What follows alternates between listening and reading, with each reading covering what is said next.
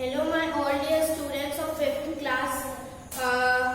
Last video में मैंने आपको एंटोनिम्स पढ़ाई थी. पढ़े क्या? ना पढ़े हैं ना होमवर्क करे. मुश्किल से 1 या 2 का बस होमवर्क आया है. होमवर्क नहीं करोगे तो क्या पढ़ा है आप लोगों को? पढ़ ही नहीं रहे हो, होमवर्क ही नहीं कर रहे हो, मैं मार्क्स नहीं दूंगी. आप लोग के पेपर होंगे और आपको मार्क्स हम ही लोग देंगे. और जिस सब्जेक्ट का आप लोग वर्क नहीं करोगे उस सब्जेक्ट में आपको मार्क्स नहीं मिलेंगे. वापस से पढ़ोगे यही साल का पूरा रिवाइंड करते रहना. फिर वापस पढ़ोगे 5th क्लास नहीं अगर होमवर्क करे तो, क्योंकि होमवर्क आ ही नहीं रहे किसी के. अगर कोर्स बुक का वर्क करा दी ब्लैक बोर्ड पे, कोर्स बुक का वर्क हो जाता है, प्रैक्टिस बुक का वर्क ही नहीं होता है, होमवर्क ही नहीं आते. नेक्स्ट टाइम से अगर होमवर्क नहीं आएगा मैं आगे तो बिल्कुल ही कराऊंगी. और फिर देखो तुम लोग के घर में फोन करके आपके पेरेंट्स से शिकायत करती हूँ क्या पढ़ रहे हो. हाँ, आज हम पढ़ेंगे पंक्चुएशन. ओके, पेज नंबर 9 आपकी कोर्स बुक का. पंक्चुएशन क्या होता है? छोटी क्लासेस में पढ़े हो पंक्चुएशन क्या होते हैं? मार्क्स जो होते हैं, full stop, question mark, comma और एक्सक्लेमेशन मार्क, ये सारे होते हैं पंक्चुएशन. ठीक है, तो आपके पंक्चुएशन में क्या दिया है? Inverted comma. इन्वर्टेड कॉमा पता है? इन्वर्टेड कॉमा ये वाला और ये वाला. इन्वर्टेड कॉमा क्या होता है? सिंगल भी हो सकता है और डबल भी हो सकता है. जैसे अभी पढ़ते हैं अपन तो पता चलेगा. क्या दिया है? इन्वर्टेड कॉमा में लिखा है माय फ्रेंड रिप्लाइड ब्राह्मण माइल्डली. कैसे लिखा है?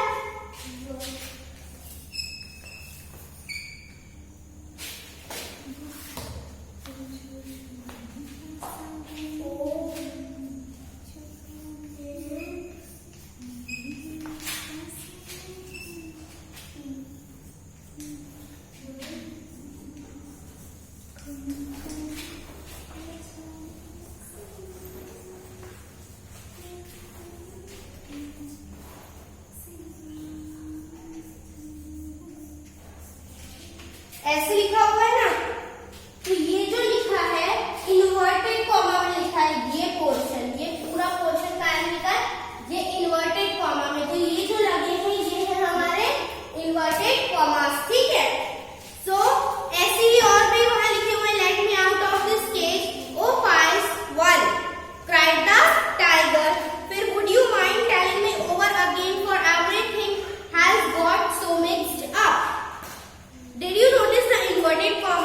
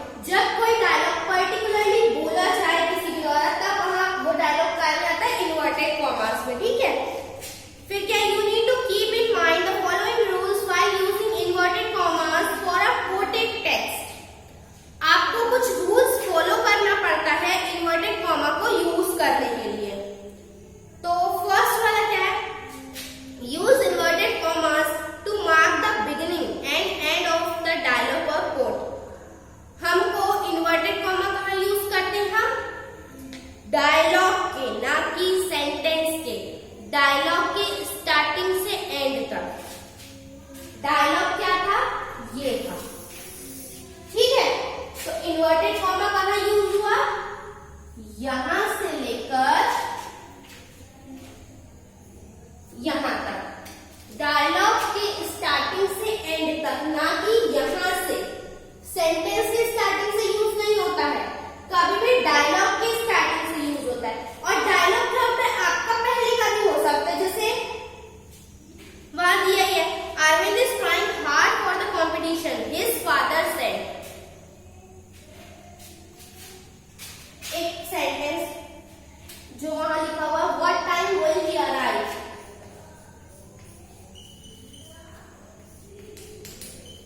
What time will he arrive.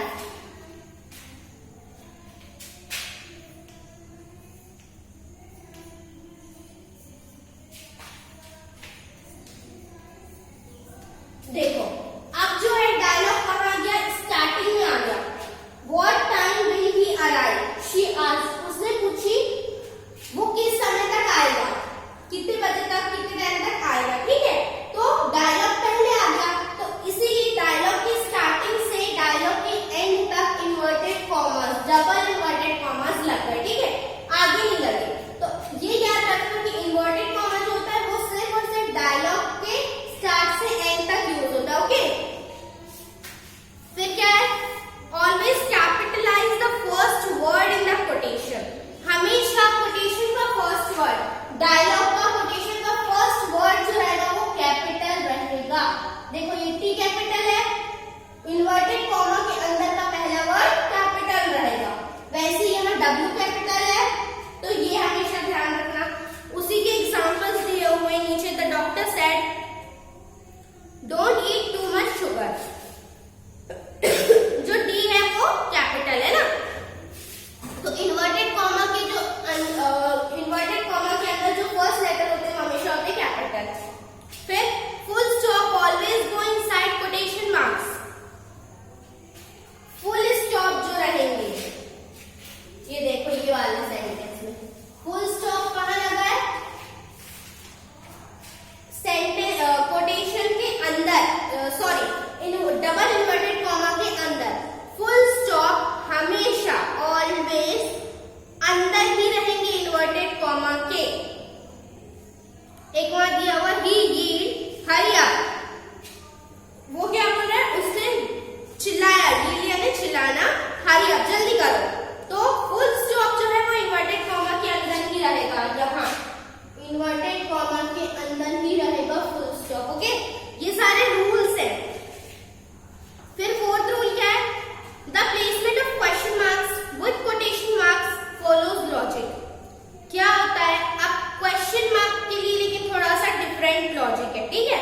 Full stop तो हमेशा इन्वर्टेड कॉमा के अंदर ही रहेगा, बट क्वेश्चन मार्क जो है उसमें लॉजिक लगाना पड़ेगा हमको, ठीक है। देखते हैं क्या, if a question is with in the quotation, a question mark should be placed inside the quotation mark. अगर क्वेश्चन डायलॉग में है, डायलॉग के अंदर, कोटेशन के अंदर है, तो क्वेश्चन मार्क कहाँ लगेगा, इन्वर्टेड कॉमा के अंदर। देखो जैसे यहाँ एग्जांपल्स जो दिए हैं उससे मैं समझाती हूँ आपको। क्या दिया है, she asked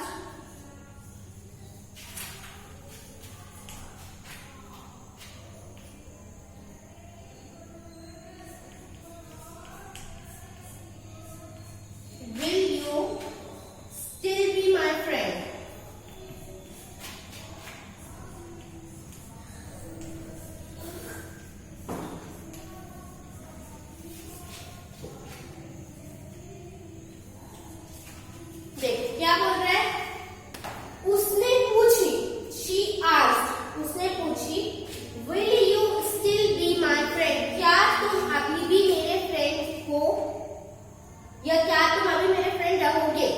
तो क्वेश्चन का यहीं से स्टार्ट हुआ ना, will you, will question form आ जाता है ना, तो वो यहाँ कोटेशन के अंदर, डायलॉग के अंदर क्वेश्चन स्टार्ट हो रहा है। तो जो क्वेश्चन मार्क रहेगा वो कहाँ रहेगा, इन्वर्टेड कॉमा के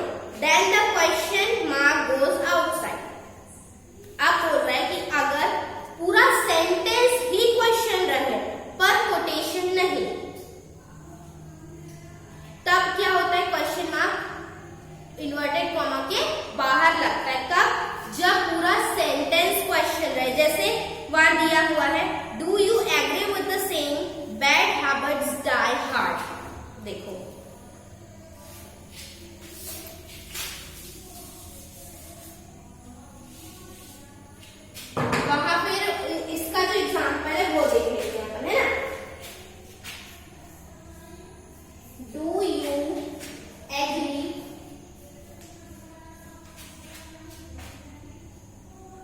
with the saying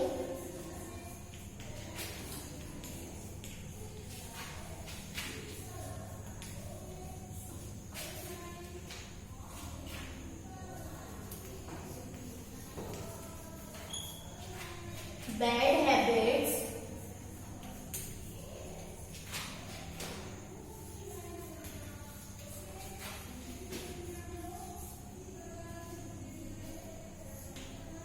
die hard।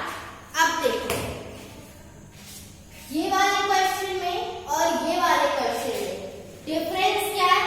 इसमें जो क्वेश्चन मार्क है वो इन्वर्टेड कॉमा के अंदर है और इसमें जो क्वेश्चन मार्क है वो इन्वर्टेड कॉमा के बाहर है। अब अलग अलग क्यों है?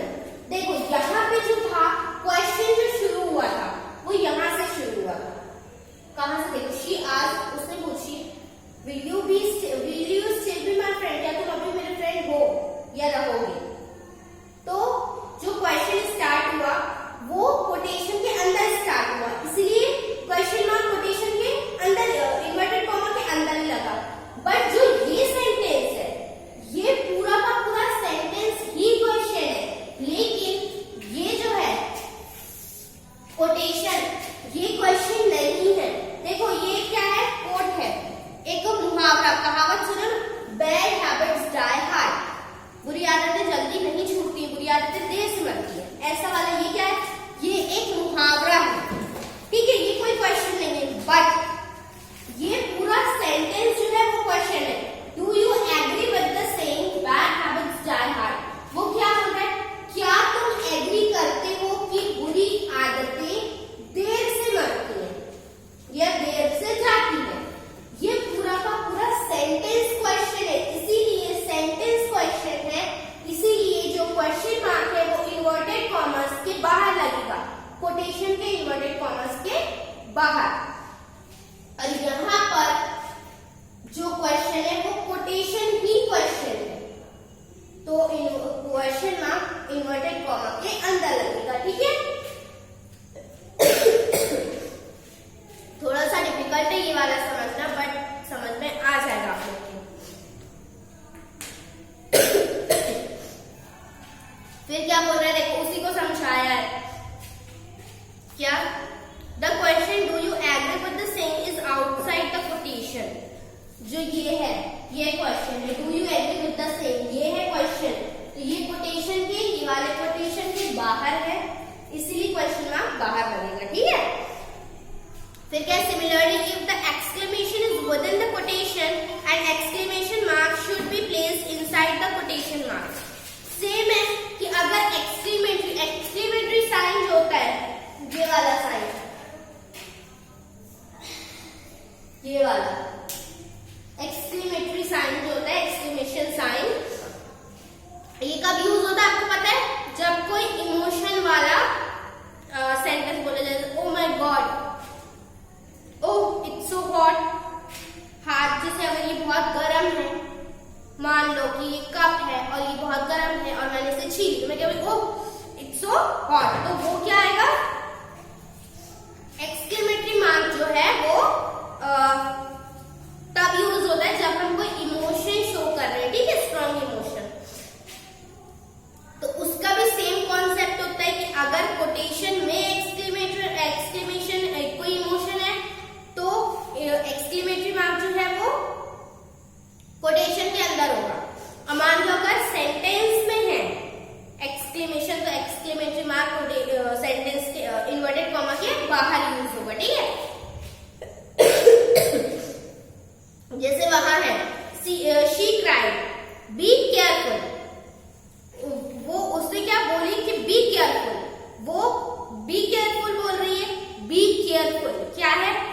एक एक्सप्रेशन है, तो इसीलिए एक्सक्लेमेटरी मार्क जो है वो इन्वर्टेड कॉमास के अंदर है। वही देखो, I don't like it when you से माय बुक इज लॉस्ट, और उसके बाद वो क्या बोल रहा है? उसमें क्या लगा है? देखो I don't like it when you से माय बुक इज लॉस्ट, और ये क्या लगा है? एक्सक्लेमेटरी मार्क जो है वो इन्वर्टेड कॉमास के बाहर लगा है।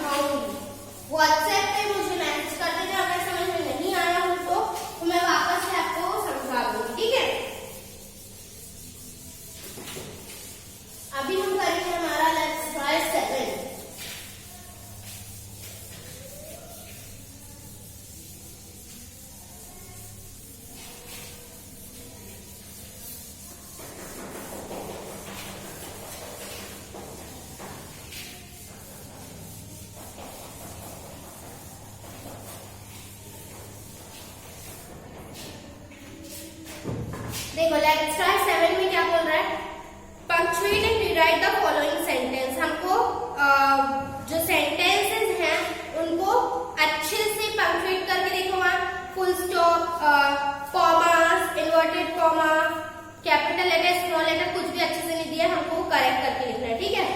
तो फर्स्ट वाला आंसर वो क्या है, आंसर देखो, Maya is trying hard in school this semester, her father said। तो ये कैसा लिखेंगे, अभी हमने इतने सारे पढ़े, उसके पापा ने बोले कि Maya is trying hard in school this semester, कि माया इस सेमेस्टर में काफी हार्ड वर्क कर रही है। उसको लिखने का तरीका क्या आएगा, इन्वर्टेड कॉमा, ये है हमारा quotation, Maya is trying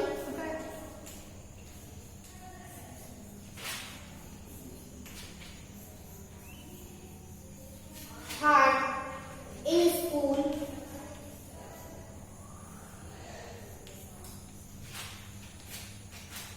this semester।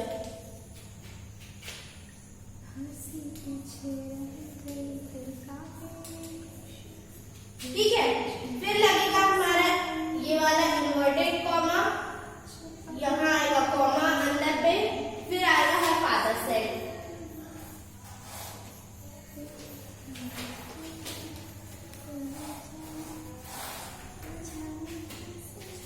ये हो गया आपका आंसर नंबर 1। ये है आपका कोटेशन, क्या, Maya is trying hard in school this semester, her father said, इसके पापा ने बोले, ठीक है।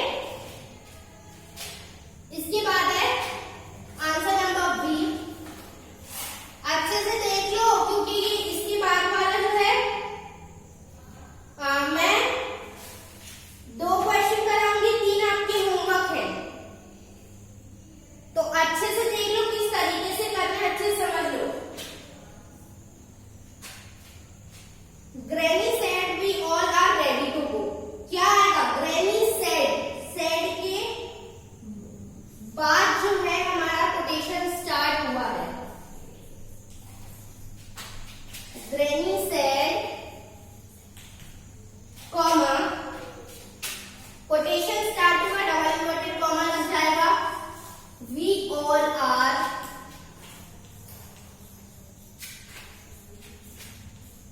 ready to go। ये हो गया, फुल स्टॉप लगा और ये इन्वर्टेड कॉमा क्लोज, ठीक है। आया समझ में कि किसने बोला, ये जो भी बोल रहा है उसके बाद इन्वर्टेड कॉमा स्टार्ट होगा या एंड होगा, जैसे यहाँ पर यहाँ सेट के बाद लगा है, वैसे ही यहाँ पर हर के पहले लग गया। कोई भी कोटेशन जो है कोई तीसरा पर्सन ही बताता है, ठीक है, तो कोई दूसरा पर्सन नहीं बताता, तो हमको वो दूसरे पर्सन के आने से पहले हमारा इन्वर्टेड कॉमा या स्टार्ट हो जाता है या एंड होता है।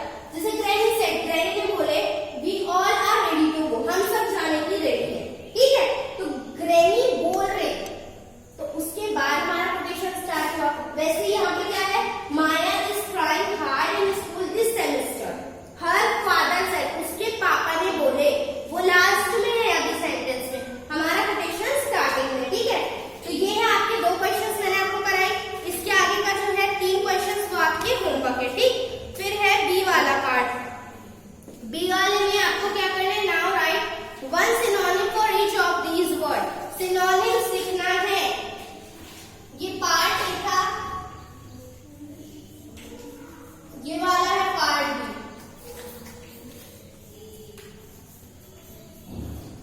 इसमें देखो क्या करना है, सिनोनिम लिखना है, ये बता दे रही हूँ, पहले का भी होमवर्क कंप्लीट नहीं करें इसका।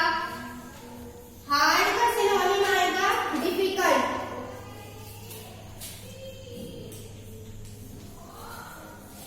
ठीक है। फिर बी वाला क्या है, रेडी, रेडी का आएगा प्रिपेयर्ड,